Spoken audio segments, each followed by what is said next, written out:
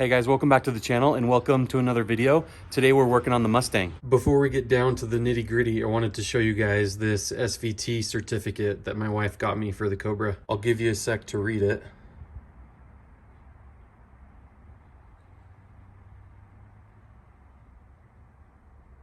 These are fun to have, especially if you go to a lot of car shows. I had one for my 95 Cobra, and I'm happy to have one for this Cobra. They don't cost a lot. They're only about 40 bucks, and you can get them from FordShowParts.com. It came with this VIN decoder sheet for the 96 to 97 model year Cobras, as well as this production number sheet for 1997. You can find this information online, but it's still kind of cool that they included it. So if you have a Cobra, you should definitely look into getting one of these. We are going to install these new Bilstein quad shocks today. These are mounted in the rear of the car, right next to the rear shocks, and they are designed to help with wheel hop and keeping the rear end planted. According to the previous owner, who was the original owner, these have never been changed. So as you can imagine, I want to get some new ones on the car, and I also would like to see what quad shocks on a Mustang with 444,000 miles look like. I'm going to get the car jacked up and get the wheels off, and then I'll get you guys in there to see what the quad shocks look like. I also have a big update on the Mustang's check engine light. I know a lot of you are interested to know what the issue is, so be sure and stick around until the end of the video to find out what's going on.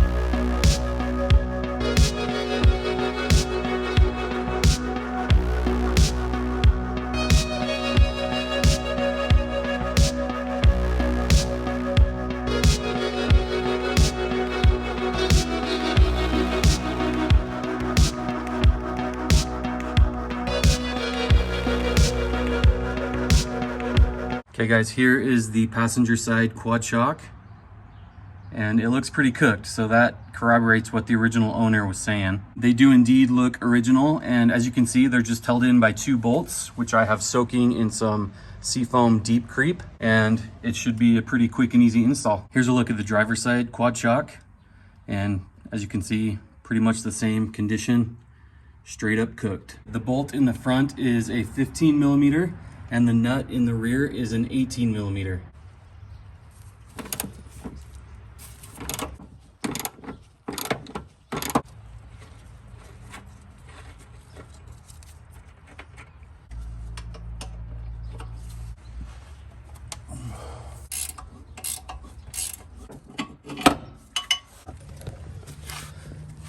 All right. Get this out. There we go. This thing looks so bad.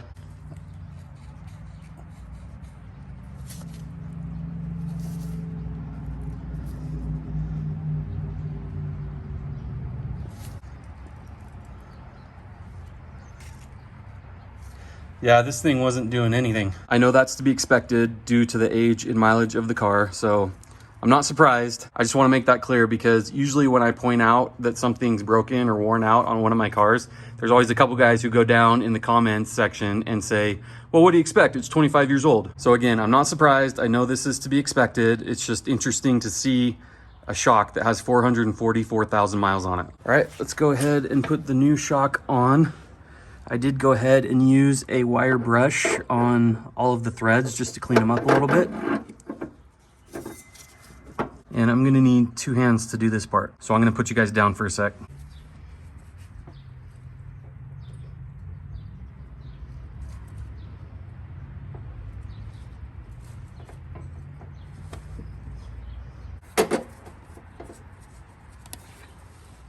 All right, the new driver's side quad shock is in and everything is tightened down. I did use a little bit of grease right here in this cradle so the shock would go in a little bit easier. So just FYI if you're doing this to your Mustang, but it's looking good. Let's move on to the other side.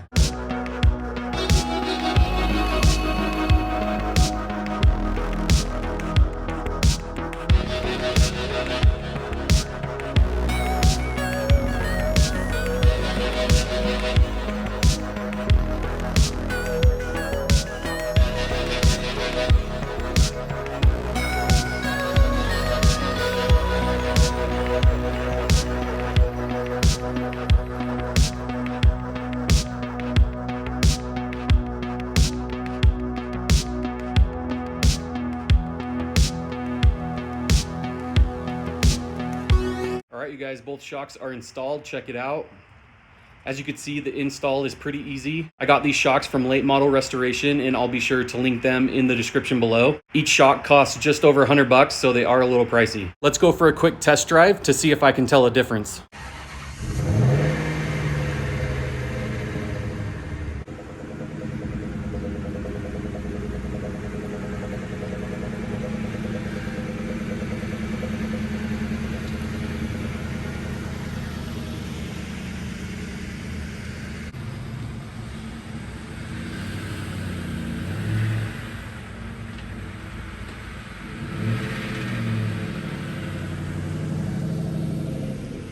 Got my little buddy riding with me. All right, you guys, I've been driving for about 10 minutes and the car does feel a little more stable on the road and it seems to ride a little smoother. Here is an update on the Mustang's check engine light that I've been trying to fix. And just to recap, for those who may not be up to speed, when I bought this car, the check engine light was on and I was able to address and fix all of the issues that were causing the light to come on. I think there were like 3 codes. After I was able to get the initial set of codes to go away, 2 more popped up for lean conditions on banks 1 and 2. The codes were P0171 and P0174. I was pretty sure the issue was a vacuum leak, but after a lot of time and effort, I couldn't really pinpoint the issue. So I decided to take the car to a shop and have them look at it. It turns out there were multiple issues and it took a few trips to the shop for them to get things fully repaired and dialed in. By the way, guys, I know the engine bay is filthy. I actually just got the car back a couple days ago from my most recent trip to the shop. We've had a lot of crappy weather here in Utah and they were test driving the car a lot, so it got really dirty, but just bear with me, I'm gonna clean it soon. Anyway, so the first issue causing the check engine light was the upper and lower intake manifold gaskets. So there was a vacuum leak and they replaced those gaskets. The next issue was the mass airflow sensor. It wasn't functioning properly, so they replaced it. And the third issue was the IMRCs. All you Mustang guys watching know what that is, but for those who don't, IMRC stands for Intake Manifold Runner Control. There are 2 of them, one on each side of the lower portion of the intake manifold.